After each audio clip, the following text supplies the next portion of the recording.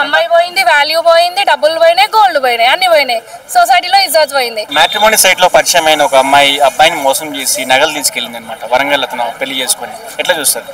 Yeah bro, నేను ఈవినింగే చూసాను ఈ న్యూస్. అది ఏంటి బ్రో, 1 month ఉండి మ్యారేజ్ చేసుకొని ఆ డబ్బులు ఆ గోల్డ్ అంతా తీసుకుపోవడం. ఇప్పుడు ఈ జనరేషన్ లో అమ్మాయిలకే సేఫ్ లేదు అనుకుంటే ఈ జనరేషన్ అసలు అబ్బాయిలకే లేదు సేఫ్. ఎందుకు ఇలా యూత్ తయారవుతున్నారు? లేకపోతే మీరు లవ్ చేసిన అబ్బాయితో వెళ్ళిపోండి, పాపం ఇతని లైఫ్ ఎందుకు కెరియర్ స్పాయిల్ చేస్తారు పెళ్లి చేసుకొని? పెళ్లి అంటే 1 month నుంచి అన్ని ప్లాన్స్ చేసుకుంటారు, శుభలేఖలు చేస్తా ఉంటారు. అవును, అమ్మాయి పరువు అవన్నీ గురించి ఆలోచిస్తే ఈ 1 month ఇదంతా సినారియో ఏదైతుందో చేయకుండా వెళ్ళిపోకుండా ఉంటుండే. ఇదంతా ఆలోచించలే, కావాల్సింది డబ్బు. తన బ్యాక్ ఎండ్ తన బాయ్ ఫ్రెండ్ ఉండా ఎవరుండో తెలీదు. సో ఈ డబ్బు ఉంటే కొన్ని డేస్ అన్నా స్ట్రగుల్ అవ్వకుండా హ్యాపీగా ఉంటాము అని ఒపీనియన్తో తీసుకెళ్ళిందేమో. బట్ ఇక్కడైతే ఒక లైఫ్ అయితే స్పాయిల్ అయిపోయింది కదా. అమ్మాయి పోయింది, వాల్యూ పోయింది, డబ్బులు పోయినాయి, గోల్డ్ పోయినాయి, అన్ని పోయినాయి, సొసైటీలో ఇజ్జత్ పోయింది. సో అబ్బాయి దీన్ని తీసుకొని చేసుకోవడమా, ఇంకేమైనా చేసుకుంటే అప్పుడు అమ్మాయి రెస్పాన్సిబిలిటీ, అమ్మాయి ఫ్యామిలీ ఉంటుందా? సో ఒకటే వల్ల పేరెంట్స్ కూడా ఫేక్ అంట.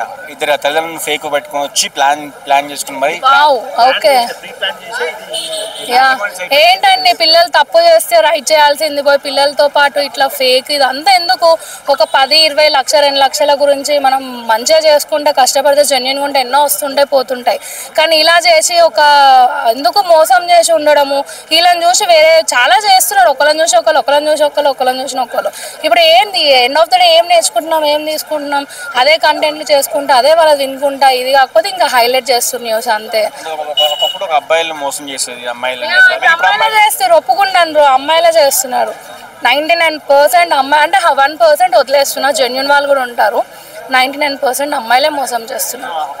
లవ్ విషయంలో పెళ్లి విషయంలో కూడా అమ్మాయిలే ఎక్కువ ఫస్ట్ బ్రేకప్ చెప్పడం, ఇలా చేయడం ఎందుకు ఎట్లా చూస్తారు? ఇప్పుడు 2 రకాలుగా చెప్పుకోవచ్చు. ఫస్ట్ థింగ్, ఫ్యామిలీ ఒప్పుకోలేరు, ఫ్యామిలీ ఇజ్జత్ కోసం అయినా సరే సొసైటీ గురించి రిలేటివ్స్ గురించి ఆలోచించి బ్యాక్ స్టెప్ వేసే వాళ్ళు కొంతమంది ఉన్నారు. ఇంకొంతమంది జెన్యున్గా లవ్ చేస్తే మ్యారేజ్ చేసుకోవాలి. సో వాళ్ళు ఏదో ATM cards, credit bill, EMIs గురించి లవ్ అని అదని టైంకి అక్కడ నుంచి అన్ని తీసుకొని ఫైనల్గా బ్రేకప్ చెప్తున్నారు. పెళ్లి అంటేనే భయపడుతున్నారు అబ్బాయిలు. ఇలాంటి టైంలో ఇలాంటి అమ్మాయిలు ఇలా చేస్తే మరి అబ్బాయిలు పెళ్లి చేసుకుంటారు అంటే సార్, ఇప్పుడు పెళ్లి చేసేటప్పుడు కూడా అమ్మాయి మంచిదా 10 మంది చెప్తారు, అమ్మాయి మంచిది అన్ని మంచిది అని. ఎండ్ ఆఫ్ ద డే మోసపోతారు అబ్బాయిలు కదా. సో ఇప్పుడు ఎట్లా నమ్మి చేసుకోవాలి పెళ్లి అని ఒక క్వశ్చన్ మార్క్ జెంట్స్లలో చాలా మందికి ఉంటుంది. ఇప్పుడు విజయవాడ నుంచి వచ్చి ఫుల్ ప్లాన్ చేసుకొని వచ్చి మరి ఇక్కడ అబ్బాయిని మోసం చేసేంత గట్స్ అమ్మాయికి ఎట్లా వచ్చాయండి? ప్రీ ప్లాన్ బ్రో, డబ్బులు వస్తున్నాయి కదా. మినిమం ఒక 1 CR ఉంటుందో 50 lakhs ఉంటుందో గోల్డ్ తెలీదు. ప్రీ ప్లాన్డ్గా బతకొచ్చులే, బయట సెటిల్డ్ అవ్వచ్చులే అని ఒక ఇంటెన్షన్తో రావచ్చు. But end of the day దొరికితే అంతా దొరుకుతుంది. ఆమె ఎప్పటికైనా దొరకాల్సిందే, పోలీసులు పట్టుకుంటారు, ఖచ్చితంగా దొరుకుతుంది. ఆ రోజు మాత్రం మంచిగా ఉంటుంది సినిమా. అలాంటి టైంలో పోలీసులు మాస్క్ వేసి మరి ఎందుకు చూపిస్తారు? మాస్క్ తీసి చూపించు సార్. ఫీమేల్ కదా బ్రో, అక్కడ వాళ్ళకి ఏమన్నా రెస్ట్రిక్షన్స్ ఉంటాయేమో. నెక్స్ట్ వేరే వాడు సేఫ్ గా ఉంటాడు కదా, అమ్మాయి మళ్ళీ చేసుకోవాలి. అవును బ్రో, అక్కడ ఏమన్నా అయితే వీళ్ళకి దెబ్బ పడిపోతుంది కదా, కాఫ్ వాళ్ళకి. మేబీ ఆ పాయింట్ ఆఫ్ వ్యూలో మాస్క్ వేసిండొచ్చు. ఇట్లా మోసం చేసే అమ్మాయిలకి ఏం చెప్తాను? ప్లీజ్ మీరు సిస్టర్స్, మీరు కొంచెం ఆలోచించండి. అబ్బాయిలల్లో కూడా జెన్యున్ వాళ్ళు ఉంటారు, చాలా సిన్సియర్ వాళ్ళు కూడా ఉంటారు. అలాంటి వాళ్ళని మోసం చేయకండి. మీకు నచ్చిన వ్యక్తితో ఇంట్లో కాదని బయట వెళ్ళి స్ట్రగుల్ అవ్వండి, సక్సెస్ అవ్వండి, హ్యాపీగా ఉండండి. కానీ ఇలా మోసం చేసుకుంటూ బతకకండి. మీ నుంచి ఇంకో వాళ్ళు నేర్చుకునే ఛాన్సెస్ ఎక్కువ ఉంటాయి.